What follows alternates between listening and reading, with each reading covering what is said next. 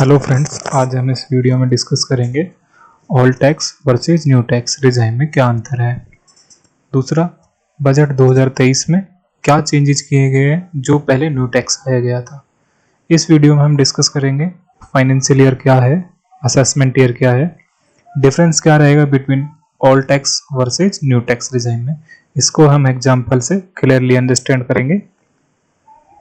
Advance tax payment क्या होता है, कॉन्सिक्वेंस क्या रहेंगे non payment of advance tax, due date क्या रहेगी फाइलिंग ऑफ आईटीआर जो करंट ईयर की है, करंट ईयर का असेसमेंट ईयर जैसे कि 23-24, ऑप्शन क्या रहेंगे, new tax versus old tax क्या प्रत्येक साल चेंज कर सकते हैं या नहीं कर सकते हैं, जिनके पास बिजनेस इनकम या हाउस प्रॉपर्टी की इनकम है क्या वो बार बार चेंज कर सकते हैं या नहीं कर सकते हैं, क्या इन्वेस्टमेंट बेटर रहेगा फॉर टैक्स प्लानिंग या नहीं।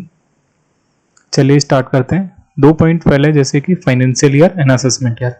फाइनेंशियल ईयर रहेगा 2022-23 और असेसमेंट ईयर रहेगा 2023-24।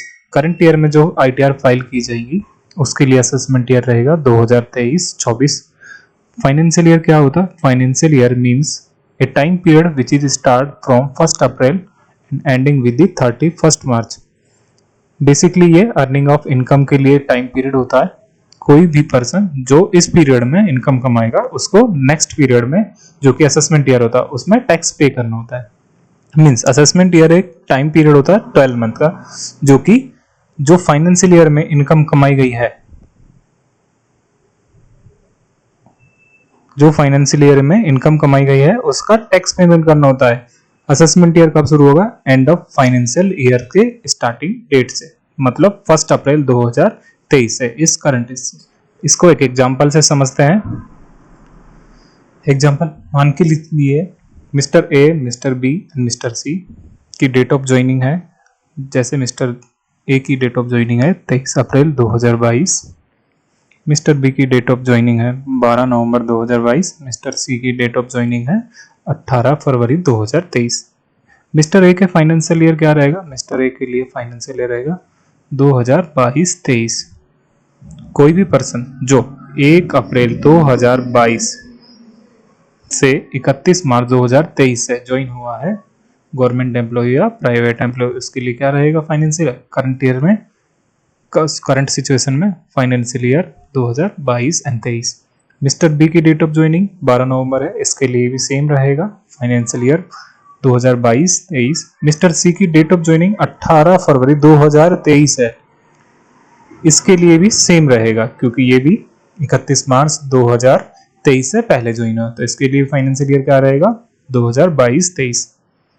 ये हो गया फाइनेंशियल ईयर। नेक्स्ट है असेसमेंट ईयर। असेसमेंट ईयर क्या होगा, फाइनेंशियल ईयर इसमें जो इनकम कमाई इसका टैक्स पे करना होता है नेक्स्ट ईयर में। दैट तो 2022-23 फाइनेंशियल ईयर है, तो असेसमेंट ईयर होगा एक साल बाद 2023-24। ये 12 मंथ का पीरियड होता है, ये असेसमेंट ईयर होगा। सेम बी के लिए भी असेसमेंट ईयर 2023-24 रहेगा, सी के लिए भी असेसमेंट ईयर 23-24 रहेगा। करंट ईयर, करंट ईयर क्या है, 1 अप्रैल 2023 से शुरू होगा, 31 मार्च 2024 को खत्म हो जाएगा। इस बीच में जो भी इनकम कमाएगा उसको next assessment year that is 2024-25 में टैक्स पेमेंट करना होता है। अब करंट ईयर में आपको एडवांस टैक्स पे करना होता है जिसका भी टैक्स लाइबिलिटी मोर देन 10,000। इसका एक पॉइंट आगे आएगा, उसको डिस्कस करते हैं। चलो ये आप आई होप आप समझ गए होंगे अब फाइनेंशियल ईयर क्या होता है और असेसमेंट ईयर क्या होता है। नेक्स्ट पॉइंट है अपना difference between old tax versus new tax resign.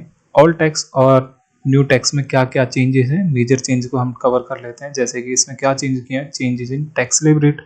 Slab rate में चेंजेस किया गया है 87A रिबेट जो मिलती थी 12,500, उसमें कुछ चेंजेस किए गए हैं। स्टैंडर्ड डिडक्शन में चेंजेस किया गया है। House property income, self occupied property, loan interest, इसमें चेंजेस किए गए हैं। जब कोई भी हाउसिंग लोन लेता है उस पर जो इंटरेस्ट पे करना होता है उसकी डिडक्शन क्लेम कर सकता है हाउस प्रॉपर्टी इनकम में से। Chapter 6 deduction under 80C to 80U, इसमें चेंजेस हैं, क्या ये क्लेम कर सकते नहीं क्लेम कर सकते इसके लिए।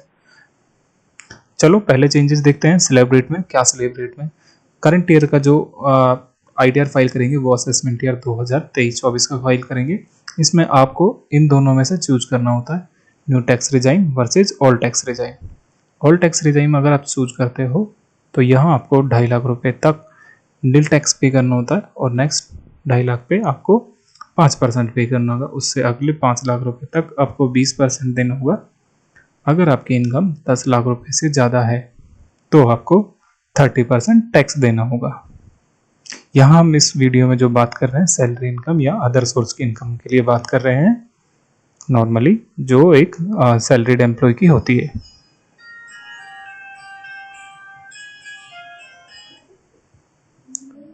न्यू टैक्स रिजाइम में अगर कोई person new tax regime select करता है तो उसके लिए टैक्स रेट रहेगी 2.5 लाख तक नील। इसमें 2.5 लाख के 6 पार्ट में बांटा गया है। जैसे फर्स्ट 2.5 लाख पे नील रहेगा, नेक्स्ट 2.5 लाख पे 5% रहेगा, उससे अगले 2.5 लाख पर 10% रहेगा, उससे अगले 2.5 लाख पर 15%, उससे अगले 2.5 लाख पर 20% एंड अगेन उस पर अगले 2.5 लाख पर आपको 25% टैक्स देना होगा। तो यहाँ जो पॉइंट हो गया 15 लाख, यहाँ हो गया 10 लाख। तो यहाँ देखने को जो एक चेंजेस मिल रहा है हाईलाइट करके कि यहाँ अगर आपकी पुराना टैक्स रिजाइम में है तो आपको अगर 10 लाख रुपए से इनकम ज़्यादा है तो आपको 30% टैक्स रेट में कवर होते हैं, और अगर आप न्यू टैक्स रिजाइम में हो तो आपकी 15 लाख रुपए से इनकम ज़्यादा है तो आपको 30% टैक्स में कवर होते हो। ये न्यू टैक्स रिजाइम जो असेसमेंट ईयर 2024-25 के लिए, ये नेक्स्ट ईयर आएगा, अभी करंट ईयर चल रहा है उसके लिए नहीं है। इसके लिए आपको सिर्फ एडवांस टैक्स पेमेंट के लिए आप देख सकते हैं कि आपको न्यू वाला करना है या ओल्ड वाला करना है। जो करंट ईयर के लिए है आपको, जैसे सैलरी एम्प्लॉय होती है उनको एक डिक्लेरेशन देना होता है, एक तरीका कि आपको कौन से टैक्स रिजाइम में जाना होता है, न्यू टैक्स में या ओल्ड टैक्स में। तो उनके लिए आपको ये वाला पॉइंट असेसमेंट ईयर 2024-25 के लिए ये 3 लाख वाला स्लैब और 2.5 लाख वाला स्लैब जिसमें 20% ये ओल्ड वाला और ये न्यू वाला, इन दोनों में से सेलेक्ट करना होता है, क्योंकि ये वाला करंट ईयर जो कि असेसमेंट ईयर 2023-24 इसी के लिए है। अदरवाइज ये इसको अपडेट करके अब असेसमेंट ईयर 2024-25 में ये वाले टैक्स स्लैब कर दिए गए हैं। चलिए मेजर डिफरेंस देख लेते हैं क्या क्या है मेजर डिफरेंस का।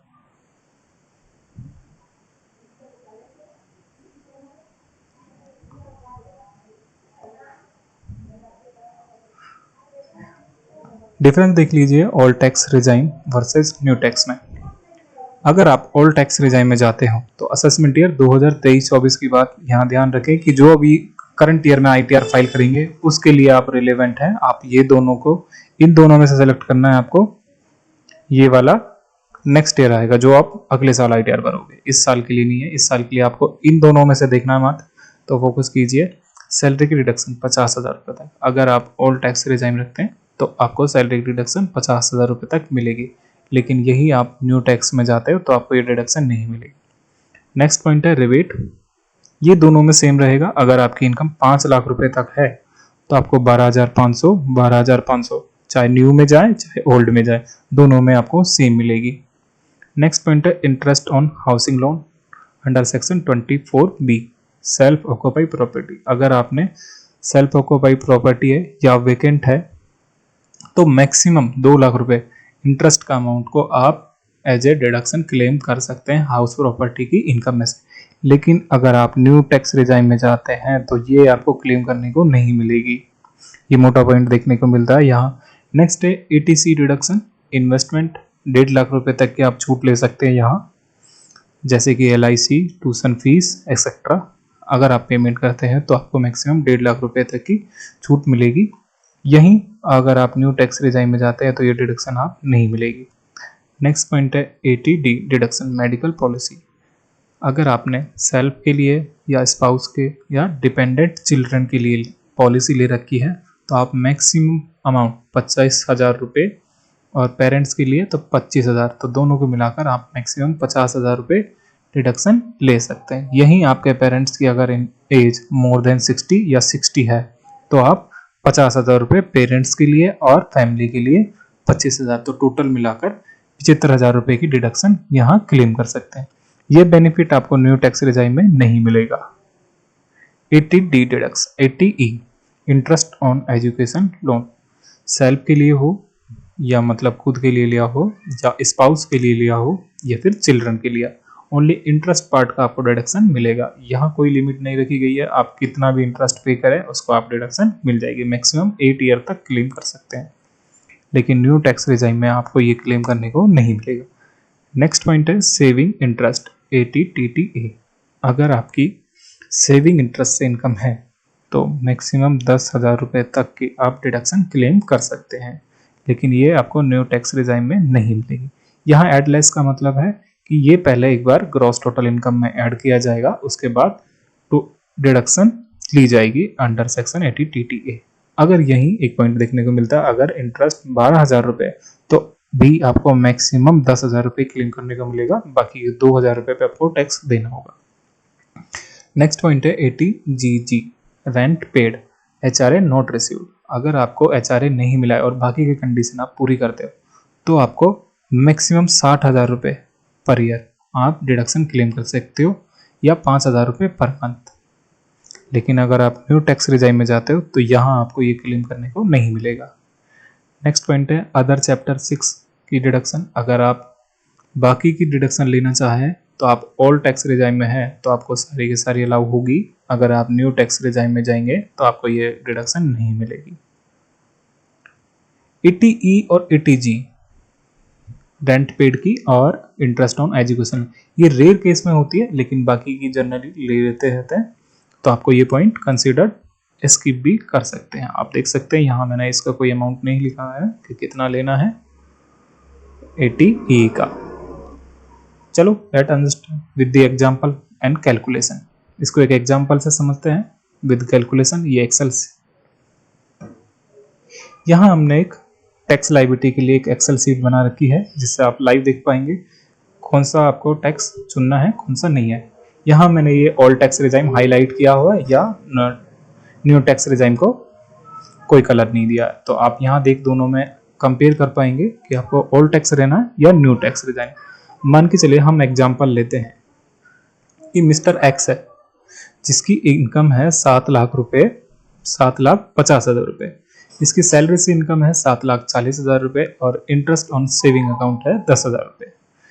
दोनों में देखते हैं जो करंट ईयर की ITR फाइल करेंगे। अभी जो उन दोनों का आप देख लीजिए, आपको टैक्स में जो टैक्स रिजाइम चुनना है वो ओल्ड वाला चुनना है या न्यू वाला, दोनों का अंदर देखिए।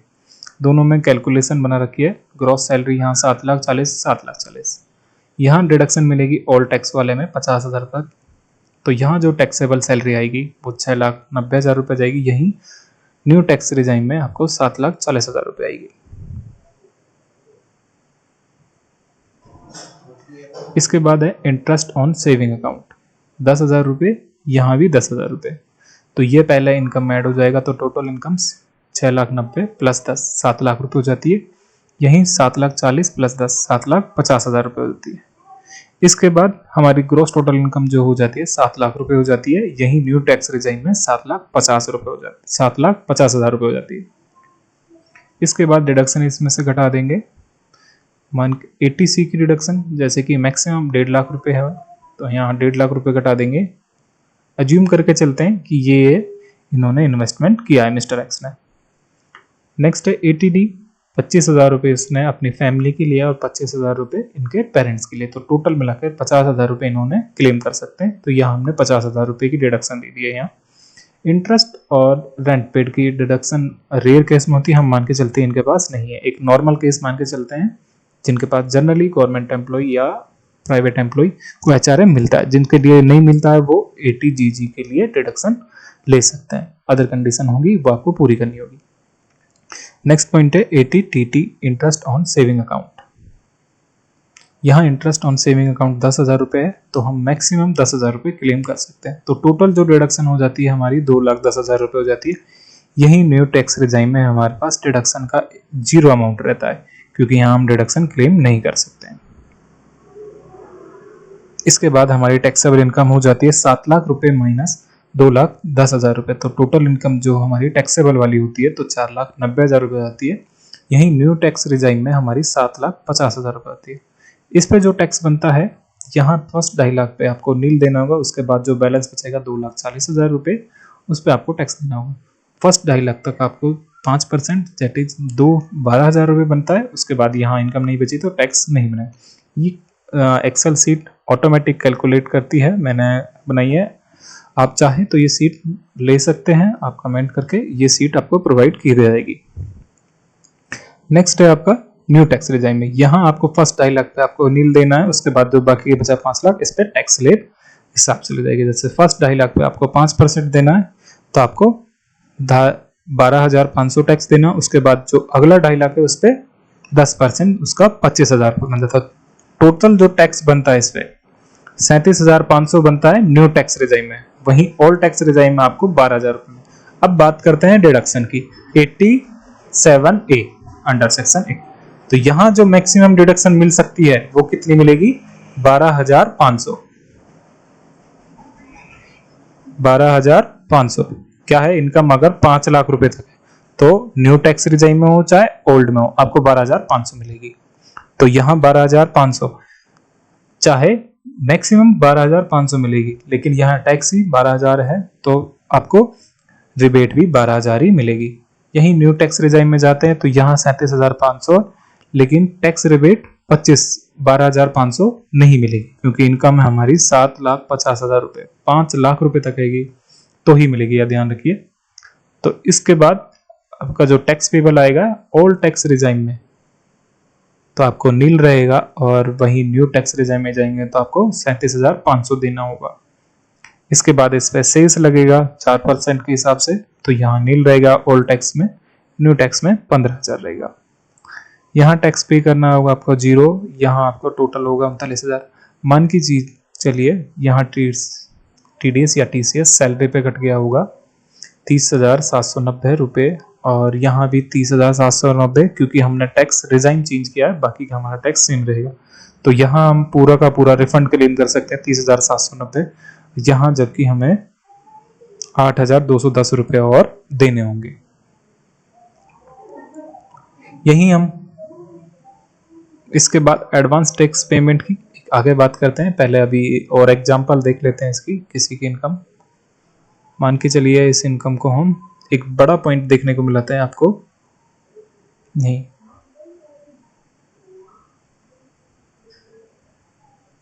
यहाँ हम interest on saving account, just इसको चेंज कर देते हैं। मान के चलिए 10,000 रुपये, सॉरी 12,000 रुपये। तो इससे क्या इफेक्ट होगा ये देखिए, यहाँ भी 12,000। यदि आपकी इनकम, तो यहाँ जो आपको tax interest on saving account 10,000 रुपये मिलेगा, मैक्सिमम आपकी ये रहेगी, और यहाँ से 4,92,000 रुपये होगा।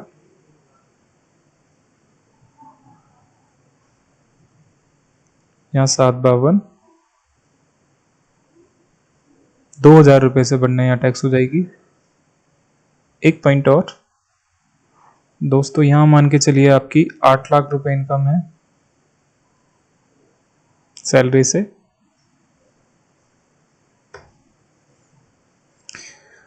अब देखिए दोनों में 8 लाख रुपए इनकम है, न्यू टैक्स में और ओल्ड टैक्स में। ओल्ड टैक्स में आपको देना होगा 23,816, और न्यू टैक्स रिजाइम में देना होगा आपको 48,672 रुपये। यहाँ आपको रिफंडेबल बनेगा अगर आपका TDS कटा है, जैसे इस केस में हमने लिया है 30,790, तो यहाँ आपको रिफंडेबल जो अमाउंट रहेगा 6,974 रुपये रहेगा। यहाँ आपको टैक्स और पे करना होगा 17,882 रुपये।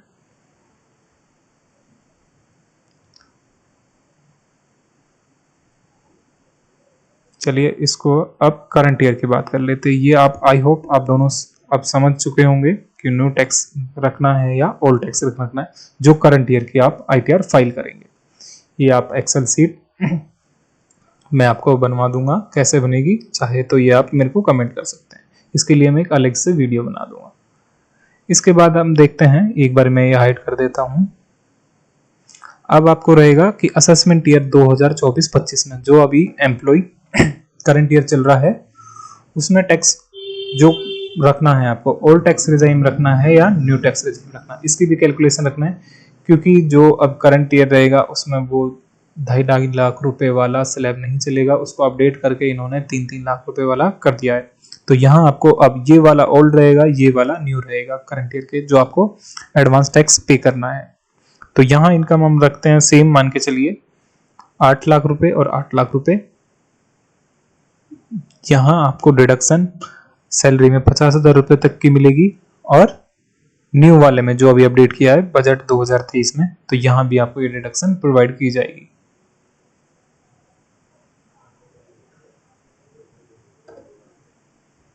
यहाँ आपकी जो सैलरी हो जाएगी 7,50,000 रुपए। इसके बाद हम इंटरेस्ट ऑन सेविंग अकाउंट का ऐड करते हैं 12,000 रुपए, तो टोटल हो जाती है 7,62,000 रुपए। लेकिन ध्यान रहे दोस्तों, यहाँ भी न्यू टैक्स रिजाइम में आपको ये एक पॉइंट देखने को मिलेगा कि आपको ये रिडक्शन नहीं मिलेगी।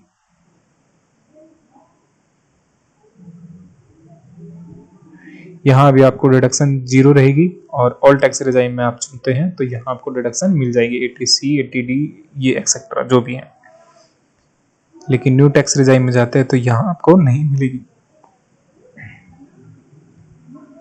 टैक्सेबल इनकम यहाँ आपकी 5,52,000 रुपए रहती है, यहाँ आपकी 7,62,000 रुपए थी टोटल। तो यहाँ आपको जो टैक्स रहेगा आपका 22,900 बनेगा टोटल, यहाँ आपका 31,200 बनेगा। रिबेट इसमें 25,000 रुपए तक की मिलती है, इसमें नहीं मिलेगी। इसमें 12,500 की मिलती है अगर आपकी इनकम 5 लाख रुपए तक की है तो। और यहाँ इनकम एक बार हम इसको 7 लाख रुपए वाली कर देते हैं, जिससे आपको प्रॉपर समझ में आ जाएगा।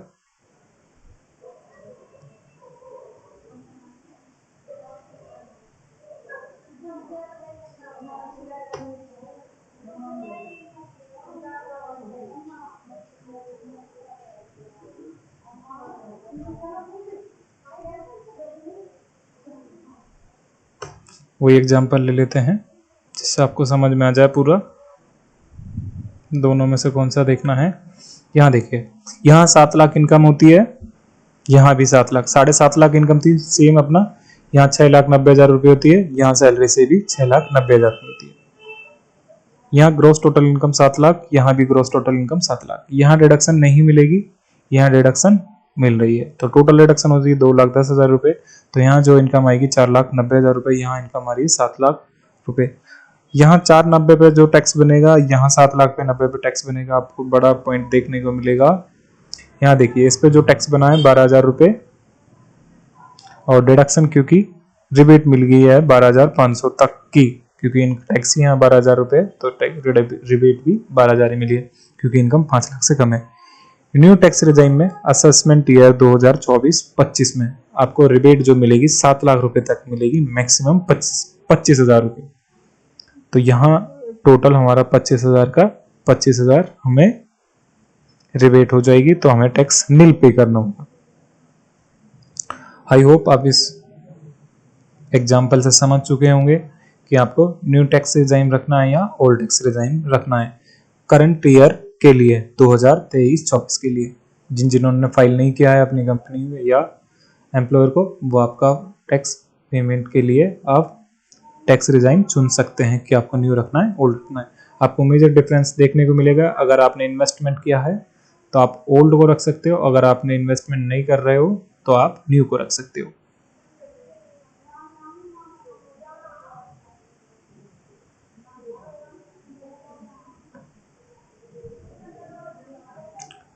नेक्स्ट पॉइंट है advance tax payment.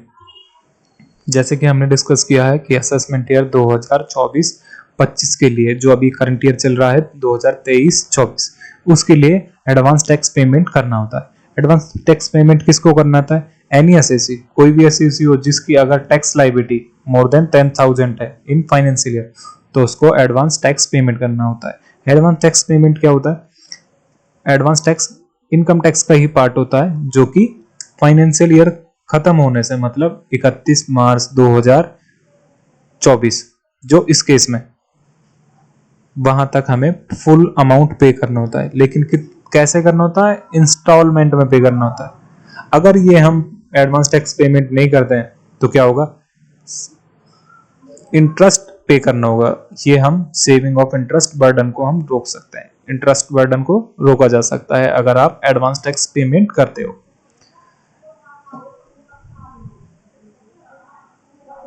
Next point है अपना ड्यू डेट, क्या रहेंगे फाइलिंग ऑफ आईटीआर के लिए, आईटीआर फॉर्म कौन से रहेंगे। एक बार मैं आपको एडवांस टैक्स का कुछ कैलकुलेशन दिखा देता हूं।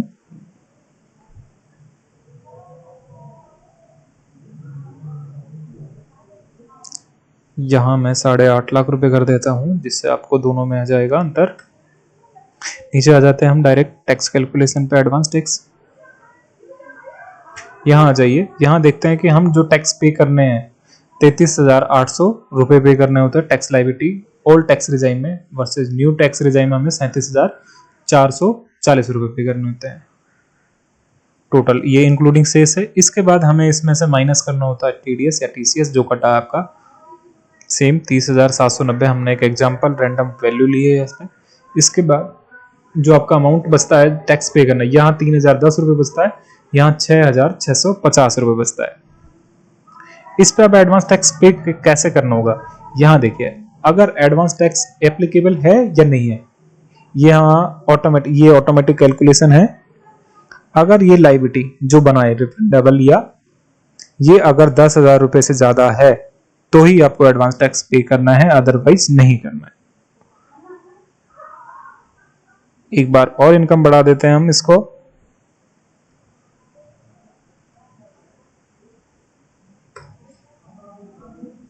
हो जाइए दोस्तों। यहाँ देखिए अब जो टैक्स पेबल बन रहा है वो 23,810 बन रहा है, यहाँ 17,570 रुपए बन रहा है। क्या हमें एडवांस टैक्स पे करना है? यस, हमें एडवांस टैक्स पे करना है। कितना करना है हमें? जो हमारा ये 23,810 है ये पूरा का पूरा करना, लेकिन कैसे करना है? इंस्टॉलमेंट में। यहाँ एक इंटरेस्ट 2 पार्ट में लगेगा आपको। आपने इंस्टॉलमेंट अगर डिफॉल्ट की है मान के चलो तो उस पर इंटरेस्ट लगेगा 1% पर मंथ और पार्ट ऑफ डे। दूसरा इंटरेस्ट लगेगा अगर आपने टोटल जो टैक्स पेबल है इसका अगर 90% तक अगर आपने मार्च तक पेमेंट नहीं किया है तो आपको इंटरेस्ट देना होगा। कब से लगेगा इंटरेस्ट? ये 90% वाले में आपको इंटरेस्ट देना होगा 1 अप्रैल जो अभी चल रहा है 1 अप्रैल 2023 से, और जितना आप लेट पेमेंट करोगे वहां तक। जैसे कि अभी किसी का इंटरेस्ट आप देखोगे तो 31 मार्च तक का 31 मई तक का दोनों का इंटरेस्ट ले चुका होगा, अप्रैल का मंथ का और मई मंथ का। अब जो 1 जून आएगी 1 जून को ही वो तीसरा मंथ को काउंट कर लेगा, इंटरेस्ट आपको 3 महीने का देना होगा। यहां जैसे कि हमें इंटरेस्ट कितना देना है हमने कर रखा है, ये ऑटोमेटिक कैलकुलेशन बना रखी है मैंने। यहाँ आपको 476 रुपए देना होगा और यहाँ 351 देना होगा। ये 2 महीने का इंटरेस्ट है।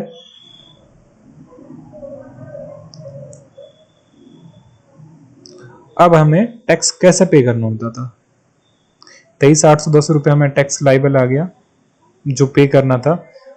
15% देना होता है हमें 15 जून तक, उससे अगला 15 सितंबर तक को देना हमारे को 45%, 15 दिसंबर को देना होता है हमें 75% और 15 मार्च तक देना होता है हमें 100%। लेकिन जो हमने ये पेमेंट किया है फर्स्ट, इसके बाद सेकंड पेमेंट किया है, इसमें से जो हमने पे कर चुके हैं ये वाला माइनस हो जाएगा। इसके बाद हमने फिर नेक्स्ट पेमेंट दिसंबर में करेंगे, उसमें से जो हमने सितंबर और जून में किया था वो माइनस हो जाएगा। उसके बाद हमने जो मार्च में पे किया है उसमें से ये तीनों इंस्टॉलमेंट माइनस हो जाएंगे। उसके बाद जो पेमेंट होगा ऐसा पेमेंट करना होता है। अब अगर मान के चलो आपने पेमेंट में डिफॉल्ट किया है, जैसे कि हम एक रैंडम ले लेते हैं, यहाँ हमने एक्चुअल पेमेंट जो टीडीएस का किया था 2600, 3700, 7,900, 1,300, 200, ये तो इनका डिफरेंस जो आता है, चलो इस पे हम डिटेल पे नहीं जाएंगे अभी, हमें क्या करना है। यहाँ तक आई होप आप समझ चुके होंगे एडवांस टैक्स का कितना। इसके लिए मैं एक अलग से वीडियो बना दूंगा, एक ये बस ओवरव्यू दिखाना था आपको एडवांस टैक्स पेमेंट कितना इंपॉर्टेंट है अगर आप पे करते हो और नहीं करते हो तो। नेक्स्ट पॉइंट है अपना सर ड्यू डेट का फाइलिंग ऑफ आईटीआर क्या रहेगी 2023-24 जो हमें आईटीआर भरनी है, जिसकी स्टार्ट हो चुकी है, इसकी लास्ट डेट रहेगी 31 जुलाई 2023। आईटीआर फॉर्म कौन कौन से रहेंगे सर? आईटीआर फॉर्म रहेंगे आईटीआर 1, आईटीआर 2, आईटीआर 3, आईटीआर 4। और जो अदर फॉर्म होते हैं मैं आपको रिकमेंड करूंगा कि आप किसी कंसल्ट थ्रू के फाइल करवाएं, CA, CSM, tax expert etcetera जो भी हो, आप खुद स्वयं फाइल ना करें, बाकी आपकी इच्छा है सर। आईटीआर जैसे कि हम ये वाले फॉर्म आप खुद भर सकते हैं अगर आपके पास थोड़ी सी नॉलेज है तो उस टाइप से। जैसे कि आईटीआर 1 कौन कौन भरेगा? जिसके पास सैलरी या पेंशन की है, अदर सोर्स की इनकम है, हाउस प्रॉपर्टी की है। अगर इनकम 50 लाख रुपए से कम है तो आपको आईटीआर 1 फाइल करना है। अगर आईटीआर 2 फाइल करना है, अगर आपकी इनकम क्या है 50 लाख रुपए से ज्यादा है तो आपको आईटीआर 2 फाइल करना है। आईटीआर 3 फाइल किसको करेगा? जिसके पास बिजनेस की इनकम है, जो बिजनेस करता है, अगर उससे इनकम होती है तो उसको आईटीआर 3 फाइल करना है। आईटीआर 4 फाइल कौन करेगा? वो पर्सन जिसके पास बिजनेस इनकम है और अगर वो अपनी टोटल टर्नओवर का 8% से प्रॉफिट कम दिखाता है या ज्यादा दिखाता है। दो केस होंगे, या तो कम दिखाएगा या ज्यादा दिखाएगा। अगर ज्यादा दिखाता है तो वो आईटीआर 4 फाइल कर सकता है अंडर सेक्शन 44 एडी, और अगर कम दिखाता है तो उसको ऑडिट करवानी है तो उसके रेस्पेक्टिव में आपको आईटीआर फाइल करनी होती है। आई होप ये आपको वीडियो अच्छी लगी होगी। Thanks for watching.